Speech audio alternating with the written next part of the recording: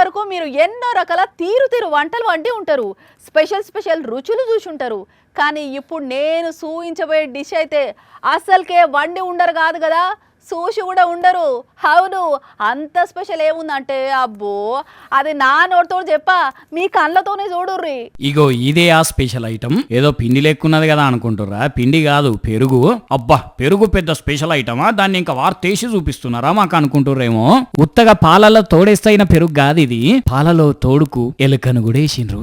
Yes, ఇగో ఇక్కడ శంషతోటి కదుపుతున్నాడు చూడండి. ఇది మిరపకాయ బజ్జో దహివడ పీసో కాదు, ఎలుక.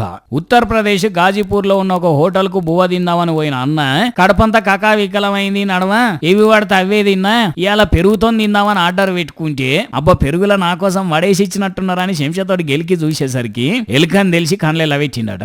వెంటనే ఆ హోటల్ వాళ్ళకు ముచ్చట చెప్పి వాళ్ళ మీద పోలీస్ కంప్లైంట్ ఇస్తే ఫుడ్ సేఫ్టీ ఆఫీసర్లు వచ్చి మొత్తం చెకింగ్ చేసి ప్రస్తుతానికైతే ఆ హోటల్ ని సీజ్ చేసిరట. కడుపులో ఎలుకలు వరిగెడతానే అని వచ్చి దించే నిజంగానే ఎలుకనేసి తర్ర ప్లేట్లా అనుకున్నాడు కావచ్చు అన్న.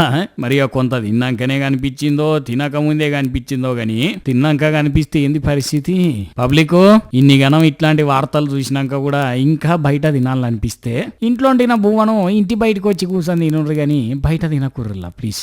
లేదంటే మీ ఇష్టం. ఇక జిల్ల పురుగుల జీరా రైస్, ఎలుకల ఏపుడు, పందికొక్కల పలావ్ అనుకొని తినాల్సి వస్తుంది.